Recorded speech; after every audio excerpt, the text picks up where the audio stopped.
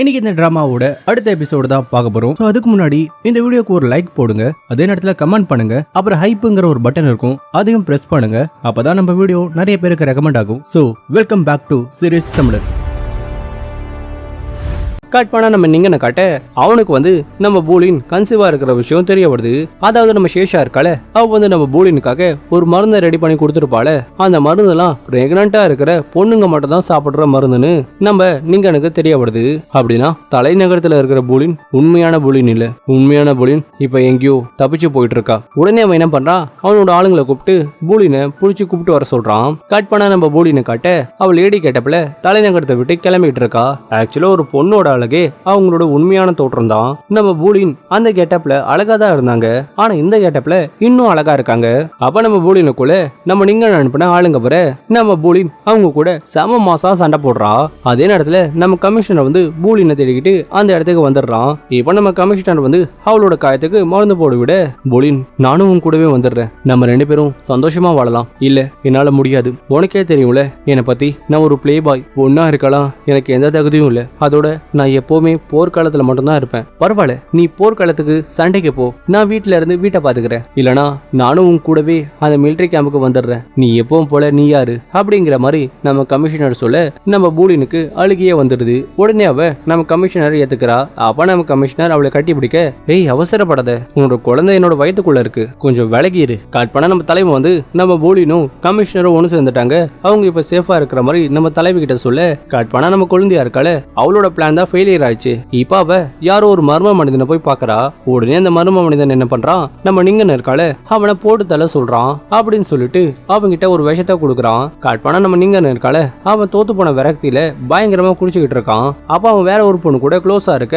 அப்ப அங்க வந்து நம்ம குழந்தையா அதை பார்த்து வேணும்னே சண்டை போடுற மாதிரி நம்ம நிங்கனை அசிங்கப்படுத்துறா. கோபத்துல நம்ம நிங்கன் என்ன பண்றான், நம்ம குழந்தையாவை தள்ளிவிட, அவ பிரெக்னண்டா இருந்ததால தள்ளி விட்டதும் அவளோட கரு களைஞ்சு போயிடுது. ஆனா உண்மையிலே நம்ம நிங்கன் தள்ளி விட்டதால அந்த கரு வந்து களையல. இவ ஆல்ரெடி கரு கலைக்கிற மருந்த சாப்பிட்டு வந்துதான் நிங்கன் கையால வேணும்னே தள்ளி விடுற மாதிரி டிராமா போட்டு நிங்கனால அந்த கரு களைஞ்ச மாதிரி பண்ணிருக்கா. கட் பண்ண அடுத்த நாள் நம்ம நிங்கன் வந்து அவகிட்ட சாரி கேக்குறான். நான் பண்ணது தப்புதான், சாரி கேட்கறதால எதுவும் மாற போறது இல்ல, பரவாயில்ல விடுங்க, இந்தாங்க உங்களுக்காக சூப்பு கொண்டு வந்திருக்க அப்படின்னு சொல்லிட்டு நம்ம குழந்தையா வந்து அந்த சூப்பை நிங்கனுக்கு கொடுக்க, அந்த சூப்பை பார்த்த உடனே அவனுக்கு தெரிஞ்சு போயிடுது அதுல விஷம் இருக்குன்னு. உடனே அவன் நம்ம குழந்தையா பார்த்து, இந்த சூப்புல விஷம் இருக்குல்ல, நான் குடிச்சா செத்து போயிருவேன், எனக்கும் தெரியும், அன்னைக்கு அந்த ஷீஷி உன்னோட பிளானால தானே செத்து போனா, அதோட உன் வயித்துல இருக்கிற நம்ம குழந்தை கலைஞ்சது கூட உன்னோட பிளான் தானே, இதெல்லாம் யாரோ சொல்லி தானே நீ பண்ற, இருந்தாலும் அதுக்கு நானும் ஒரு காரணமா போயிட்டேன், என் மனைவி போன பிறகு எனக்கு இந்த உலகத்துல வாழ விருப்பம் இல்ல, சோ எனக்கு வாழ பிடிக்கல அப்படின்னு சொல்லி அவன் அந்த மருந்தை குடிச்சிடுறான். அந்த மருந்தை குடிச்ச கொஞ்ச நேரத்திலேயே அவன் இறந்து போயிடுறான். இப்ப நிங்கன் இறந்து போன விஷயம் நம்ம அரசருக்கு தெரிய வருது. அதே நேரத்துல நம்ம குழந்தையா இருக்கால, அவ வந்து நிங்கன் வந்து அரியணையை கைப்பற்ற சதி பண்ணதாவும் அதோட நம்ம ஹீரோக்கு விஷம் கொடுத்ததே அவன் தானும், அந்த விஷயம் வந்து தெரிஞ்ச பிறகுதான் அந்த நிங்கன் வந்து நம்ம குழந்தையாவை கொல்ல பார்த்ததாவும் இவ வந்து தடுக்க பார்க்கும்போது அவன் தள்ளி விட்டு இவளோட கரு களைஞ்சதாவும் சொல்லி அரசர்கிட்ட எல்லா உண்மையும் சொல்றா. அரசரும் இதை நம்பிடுறாரு. இப்ப இந்த விஷயம் நம்ம ஹீரோக்கு தெரிஞ்ச உடனே நம்ம ஹீரோ வந்து, அப்பா கண்டிப்பா நிங்கன் அதை பண்ணிருக்க மாட்டான், உனக்கு தெரியாது, நிங்கன் கூட ஒரு பொண்ணு இருந்திருக்கா, அந்த பொண்ணு தான் உனக்கு 10 வருஷம் முன்னாடி விஷம் வச்சு கொல்ல பார்த்தவ அப்படிங்கிற மாதிரி அரசரும் நம்ம ராஜா மாதாவும் சொல்ல, இப்போ இந்த விஷயத்த நம்ம ஹீரோ வந்து சேஷா கிட்ட சொல்றான். ஆனா நம்ம சேஷா வந்து இதை நம்ப மாட்டா.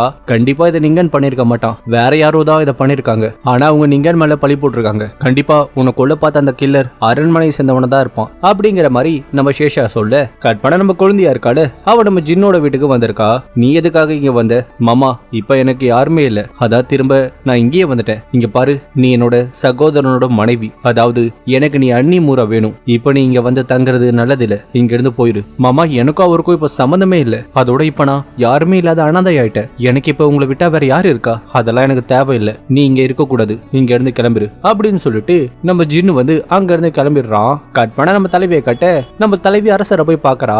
நம்ம தலைவியோட அண்ணன் இருக்கால, அவனுக்கு கல்யாணம் போல, அதனால அரசர் வந்து அவளை ஊரை விட்டு போகிறதுக்கு பர்மிஷன் கொடுக்குறாரு. இப்ப நம்ம தலைவி கிளம்புறதுக்காக ரெடியாக நம்ம தலைவியை வழி அனுப்ப நம்ம ஹீரோ வரான். கட் பண்ண நம்ம தலைவி போற விஷயம் நம்ம ஜின்னுக்கு தெரிய வருது. இதே நேரத்துல நம்ம தலைவியோட கான்வே இருக்குல்ல, நாட்கள அது தலைநகரத்தை விட்டு நார்த் வெஸ்ட்டுக்கு கிளம்புது. இவ தலையோட கான்வே வந்து ஒரு ஹோட்டலுக்கு வர அங்க பார்த்தா நம்ம ஜின்னு இருக்கான். நீங்க என்ன இங்க? நான் இங்க ஒரு வேலையா வந்தேன், பார்த்தா நீ இங்க இருக்க, என்ன ஒரு தற்செயல் பாத்தியா அப்படிங்கிற மாதிரி ஜின்னு சொல்ல, அதுக்கு தலைவி வந்து இது தற்செயலோ இல்ல உன்னோட பிளானோ எனக்கு அதை பத்தி கவலை இல்ல, உன் வேலையை நீ பாரு, என் வேலையை நான் பாத்துக்கிறேன் அப்படிங்கிற மாதிரி சொல்லிட்டு தலைவி அவளோட ரூமுக்கு போக கட்பான தலைவி நைட் ஆனதும் அவ ரூம்ல குளிச்சுக்கிட்டு இருக்கா. அப்ப ஷென்ஷு அந்த ரூமுக்குள்ள வர, வா ஷென்ஷு எனக்கு மசாஜ் பண்ணி விடு அப்படிங்கிற மாதிரி தலைவி சொல்ல, உடனே ஷென்ஷு வந்து மசாஜ் பண்ணி விடுறா. ஆனா வந்தது ஷென்ஷு இல்ல, நம்ம ஹீரோ தான். அது தெரியாம தலைவி வந்திருக்கிறது ஷென்ஷு நினைச்சுக்கிட்டு இருக்கா. நம்ம தலைவனும் நம்ம தலைவிக்கு மசாஜ் பண்ணி விட, அதே நேரத்துல நம்ம ஜின்னு இருக்கால அவனும் நம்ம தலைவியை பார்க்க அவளோட ரூமுக்கு வரான். என்ன சேஷா சூப்பரா பண்றனா அப்படிங்கிற மாதிரி நம்ம ஹீரோ கேட்க, அப்பதான் வந்திருக்கிறது நம்ம ஹீரோன்னு தலைவிக்கு தெரிய வருது. நீங்களா, நீங்க எப்படி இங்க? நான் உன்னை ரொம்ப மிஸ் பண்ணேன், அதான் உன்னை பார்க்க ஓடி வந்துட்டேன் அப்படிங்கிற மாதிரி நம்ம தலைவன் சொல்லிட்டு இருக்க, அப்ப நம்ம ஜின்னு இருக்கால அவன் சேஷாவோட கதவு முன்னாடி வந்து நம்ம சேஷாவை கூப்பிடுறான். உடனே நம்ம ஹீரோ என்ன பண்றான், நம்ம சேஷாவை கிஸ் பண்றான். கொஞ்சம் விடுறீங்களா அப்படின்னு சொல்லிட்டு நம்ம சேஷா அவனை தள்ளி விட்டுட்டு ஜின்னு கிட்ட என்னன்னு கேட்க, நம்ம ஜின்னு வந்து தலைவி சாப்பிடுறதுக்காக ஏதோ ஒரு ஸ்நாக்ஸ் கொண்டு வந்திருக்கான் போல. ஆனா சேஷா வந்து அதை வேணான்னு சொல்லிட்டு அவனை அங்க இருந்து போக சொல்றா. அப்ப ஏதோ கீழே விழுற சத்தம் கேட்க உடனே ஜின்னு வந்து உள்ள போய் பாக்குறான்.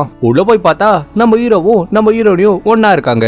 உடனே நம்ம சேஷா நம்ம ஜின்ன வெளியே போக சொல்ல, உடனே ஜின்னு அங்க இருந்து வெளியே போயிடுறான். கட் பண்ணா நம்ம தலைவன் ஜின்ன போய் பார்க்க, என்னடா நான் இல்லாத நேரம் பார்த்து என் பொண்டாட்டிய கரெக்ட் பண்ணான்னு வந்திருக்க போல, மறந்துடாத நான் இன்னும் உயிரோட தான் இருக்கேன். உண்மைதான், நீ உயிரோட தான் இருக்க, ஆனா ரொம்ப நாள் இருக்க மாட்டியே, அதனாலதான் எனக்கான சான்ஸ நான் உருவாக்கிக்கிறேன். நீ போன பிறகு நான் அவளை நல்லா பாத்துக்கிறேன். அப்படியா, நல்லா பாத்துக்கோ, ஆனா உன்னை மறந்துடாத, நான் ஒருவேளை போனா கூட அவ உன்னை சூஸ் பண்ண மாட்டா. அப்படியா, அதையும் பார்க்கலாம் அப்படிங்கிற மாதிரி ஜின்னு சொல்ல, நம்ம தலைவனும் அங்க இருந்து கிளம்பிடுறான். இப்ப அடுத்த நாள் காலையில நம்ம தலைவனும் தலைவியும் அங்க இருந்து நார்த் வெஸ்ட் கிளம்ப நம்ம ஜின்னு இருக்கால அவன் ஃபாலோ பண்ணிட்டு பின்னாடியே வரான். கட் பண்ணா நார்த் வெஸ்ட்ல இருக்கிற நம்ம தலைவியோட அப்பாவையும் அண்ணனையும் காட்ட, நம்ம தலைவியோட அண்ணனுக்கு தான் கல்யாணம் ஆக போதுல, அதனால அவங்க பார்ட்டி பண்றாங்க. அப்ப எதிரிங்க வந்து அவங்க எல்லாரையும் அட்டாக் பண்ண உடனே பயங்கரமா சண்டை நடக்குது. நம்ம அண்ணனும் அப்பாவும் அப்புறம் வீரர்களும் சேர்ந்து வந்த எதிரிகள் எல்லாரையும் துவம்சம் பண்றாங்க. ஆனா எதிரிங்க வந்துகிட்டே இருக்க அதே நேரத்துல அவங்க கூட இருந்த கெங் மாமான்னு ஒருத்தன் எதிரிகளை கூப்பிட்டு வந்து இவங்களை அட்டாக் பண்ணிருக்கான்னு தெரிய வருது. எதனாலனா இந்த கெங் மாமாவோட புள்ளிய வந்து நம்ம சேஷாவோட அப்பா இருக்காருல தப்பு பண்ணதுக்காக கொண்டு இருக்காரு போல, அதுக்காக பழிவாங்கதா இவரு எதிரிகளோட கூட்டு வச்சு நம்ம சேஷாவோட அப்பாவையும் அவனோட அண்ணனையும் கொலை பார்த்திருக்காரு. ஆனா நல்ல வேலை அவங்க எப்படியோ அவனை சமாளிச்சிடுறாங்க. கட் பண்ண இந்த விஷயம் நம்ம தலைவிக்கும் நம்ம ஹீரோக்கும் தெரிய வர உடனே அவங்க டைமை வேஸ்ட் பண்ணாம சம்பவ இடத்துக்கு வந்துடுறாங்க. அங்க வந்து அவளோட அண்ணன் கிட்ட என்னாச்சுன்னு கேட்க உடனே நடந்த எல்லாத்தையுமே சொல்ல, அப்பதான் தலைவிக்கு ஒரு விஷயம் ஞாபகம் வருது. என்னதான் அந்த கெங் மாமா பழி வாங்கறதுக்காக இதை பண்ணிருந்தாலும் அவன் ஒருவேளை பழி வாங்கறதுக்காக இதை பண்ணிருந்தா அவன் கண்டிப்பா நம்ம ஹீரோனியோட அப்பாவையும் அண்ணனையும் தானே கொண்டு இருப்பான். சம்பந்தமே இல்லாம எதிரிகளோட கூட்டணி வச்சு இதெல்லாம் பண்ணிருக்க மாட்டால, அதோட இவங்களை கொல்லணும்னா எப்ப வேணாலும் கொண்டு இருக்கலாமே, எதுக்காக இவ்வளவு நேரம் வெயிட் பண்ணி கொல்லணுங்கிற மாதிரி தலைவி யோசிக்கிறா. கட் பண்ண அந்த கெங் மாமா வந்து தப்பிச்சு போய் எதிரிகளோட ஆர்மில சேர்ந்துடுறான். அப்ப கெங் மாமா பார்க்க அந்த மர்ம மனிதன் வரான். அந்த மர்ம மனிதன் வேற யாரும் இல்ல, நம்ம ஹீரோவோட சகோதரன் இருக்கால இளவரசர் டிங்கு, அவன் தான் இதெல்லாம் பண்ணிருக்கான். அவன் எதுக்காக இதெல்லாம் பண்ணிருக்கானா, இவனோட அப்பா அதான் நம்ம அரசர், அவரு வந்து இவனை வந்து ஒரு ஆளாவே மதிக்க மாட்டாரு. மத்த இளவரசர்களோட கம்பேர் பண்ணும்போது இவனை எப்பவுமே கீழ்த்தரமா தான் அவர் பாப்பாரு. அதனாலதான் அந்த கோவத்தாலதான் ராஜாவை அழிக்கணும்னு அதே நேரத்துல ராஜ்யத்தை கைப்பற்றணும்னு அவன் இந்த பிளான போட்டிருக்கான். கட் பண்ணா அவனை பார்க்க அவனோட பொண்டாட்டி வரா.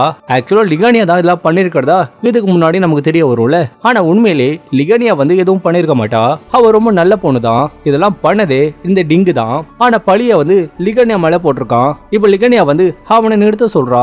என்னால நிறுத்த முடியாது, என்ன அவர் கேவலமா பார்த்தாரு, நான் கேவலமானவன் இல்ல கெத்தானவனு அவருக்கு காட்டணும், அதுக்கு எனக்கு வேண்டியது பவர். அந்த பவருக்காக நான் என்ன வேணாலும் பண்ணுவேன், நீ அந்த பவருக்காக என்ன வேணாலும் பண்ணு, ஆனா அதே பவருக்காக தான் நீ பண்ண தப்பலாம் நான் பண்ண மாதிரி ஏத்துக்கிட்டேன். ஆனா என்னால இந்த மாதிரி ஒரு வாழ்க்கையை வாழ முடியாது, நான் ரொம்ப நல்லவன், ஆனா எல்லாரும் முன்னாடியும் நான் ஒரு கெட்டவ மாதிரி நடந்துக்கிறேன், என்னால இனிமேலும் இந்த மாதிரி ஒரு வாழ்க்கையை வாழ முடியாது. ஒண்ணு நீ மனசை மாத்திக்கிட்டு என் கூட எங்கேயாவது வந்துரு, நம்ம கண்காணாத இடத்துல போய் சந்தோஷமா வாழலாம், இல்ல உனக்கு இந்த பவர் முக்கியம்னா என்னை விட்டுடு அப்படிங்கிற மாதிரி லிகானியா சொல்ல. ஆனா அவன் அதை கண்டுக்காம அங்க இருந்து கிளம்பிடுறான். கட் பண்ண தலைநகரத்துல இருக்கிற நம்ம அரசருக்கு வந்து நார்த் வெஸ்ட் எதிரிங்க அட்டாக் பண்ண விஷயம் தெரிய வர உடனே நம்மளே இருக்கால அவனை வர வச்சு அரசாங்க படையை கூப்பிட்டு உடனே நார்த் வெஸ்ட்டுக்கு கிளம்ப சொல்றாரு. உடனே லீ வந்து அரசாங்க படையை கூப்பிட்டு கிளம்புறான். கட் பண்ண நம்ம தலைவன் போருக்கு போக ரெடி ஆயிட்டு இருக்கான். அப்ப ஹாங்வே வந்து அவனை தடுக்கிறான். ஹாங்வே அந்த மருந்தை கொடு, அந்த மருந்தை சாப்பிட்டாதான் என்னால போர்ல போய் சண்டை போட முடியும். இல்ல இளவரசே, நீங்க அதை சாப்பிட கூடாதுன்னு டாக்டர் சொல்லியிருக்காரு, இப்ப அதுக்கு டைம் இல்ல, அந்த மருந்தை கூடு, அப்பதான் என்னால கொஞ்ச நேரத்துக்கு வலியை தாங்கிக்கிட்டு சண்டை போட முடியும் அப்படின்னு சொல்லி நம்ம தலைவன் அந்த மருந்து சாப்பிட்டு அங்க இருந்து கிளம்புறான். கட் பண்ண ஆர்மிக்காரங்க மீட்டிங்ல இருக்காங்க.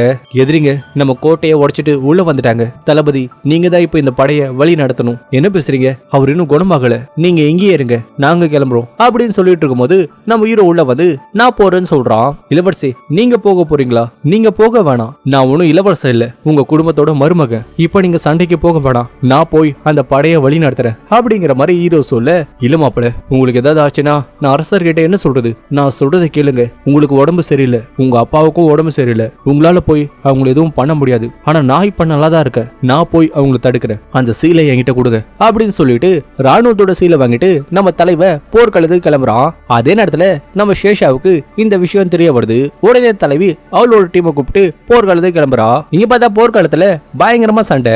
அப்பதான் நம்ம தலைவனுக்கு அந்த விஷயம் தெரிய வருது. அந்த டிங்கு தான் இதெல்லாம் பண்றான்னு.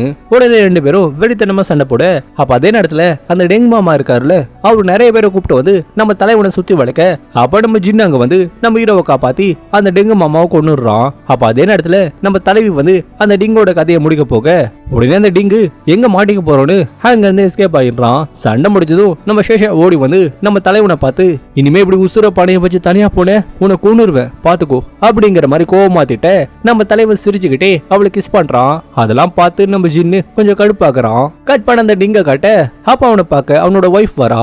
என்னடி வழக்கத்தை விட ரொம்ப அழகா இருக்க, உன் அழகே என்னை கொன்னுடும் போல, உன்னை நான் அதை விட சொன்னேன், ஆனா நீங்க விட மாட்டீங்க. ஆமா, நான் இப்ப தோத்துட்டேன், ஆனா நான் விட மாட்டேன். திரும்ப மறுபடியும் சண்டை போடுவேன். நீ இங்க இருக்க வேணாம், நீ திரும்ப ஊருக்கே போயிரு.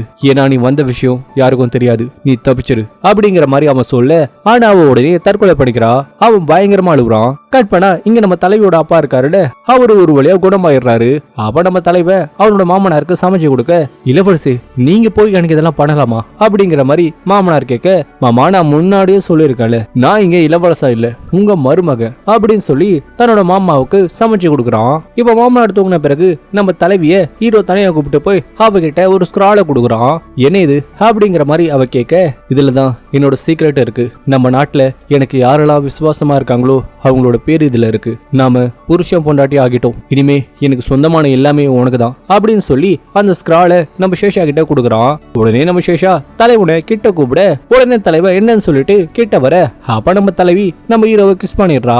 நம்ம கல்யாணம் பண்ணிக்கிறதுக்கு முன்னாடி என்கிட்ட ஒன்னு சொல்லுவேல, என்னைக்காவது உன் மேல எனக்கு காதல் வந்தா உடனே சொல்லணும்னு சொல்லியிருக்கல, இப்போ சொல்றேன், நான் உன்னை காதலிக்கிறேன் அப்படிங்கிற மாதிரி நம்ம சேஷா சொல்ல, உடனே நம்ம தலைவன் அவளை மறுபடியும் கிஸ் பண்றான். அடுத்த நாள் அவங்க அங்க இருந்து கிளம்ப போற வழியில நம்ம ஜின்னு வந்து நம்ம தலைவனையும் நம்ம தலைவியையும் மீட் பண்றான். அன்னைக்கு கரெக்டான நேரத்துல வந்து எங்களை காப்பாத்தின, அதுக்கு ரொம்ப நன்றி. அதெல்லாம் பரவாயில்ல, அதோட இப்போ உனக்கு உடம்பு சரியில்லை, நானே உங்களை ஊருக்கு பத்திரமா கூப்பிட்டு போறேன் அப்படிங்கிற மாதிரி சொல்லி நம்ம ஜின்னு வந்து அவங்களை அங்க இருந்து கூப்பிட்டு போறான். இப்ப போற வழியில உட்காந்து ஒரு இடத்துல சாப்பிடுறாங்க. அப்ப நம்ம தலைவன் ஜின்னை வெறுப்பேத்தணும்னு நம்ம தலைவியை ஊட்டி விட சொல்றான். நம்ம தலைவி ஊட்டி விடலான்னு போகும்போது நம்ம ஜின்னு என்ன பண்றான், அந்த கிண்ணத்தை பிடுங்கி நான் என்னோட சகோதரனுக்கு ஊட்டி விடுறேன் அப்படின்னு சொல்லி நம்ம ஜின்னு வந்து நம்ம ஹீரோக்கு ஊட்டி விட, அப்படா நம்ம டீம் வந்து பார்டருக்கு வர, அங்க பார்த்தா வெள்ளம் பாதிக்கப்பட்டு சில மக்கள் எல்லாம் பார்டர் ஆண்டவது தஞ்சம் புகுந்திருக்காங்க. அதோட சாப்பாடுக்கு வழி இல்லாம அவங்க அங்க வந்திருக்காங்க. உடனே நம்ம டீம் வந்து அவங்களுக்கு ஹெல்ப் பண்ண, கட் பண்ண அவங்களுக்கு ஹெல்ப் பண்ண பிறகு நம்ம தலைவனும் தலைவியும் ஒரு வழியா அவங்க இடத்துக்கு வந்துடுறாங்க. அன்னைக்கு நைட்டு நம்ம தலைவன் செமையா ரொமான்டிக் மூட்ல இருக்கான் போல. நம்ம சேஷா அவனை தடுக்க பாக்குறா, ஆனா நம்ம தலைவன் விடுற மாதிரியே இல்ல. சோ ரெண்டு பேரும் ஒரு வழியா ஒண்ணு சேர்ந்துடுறாங்க. இப்ப அடுத்த நாள் காலையில நம்ம தலைவனும் ஜின்னும் வந்து வேட்டைக்கு போறாங்க.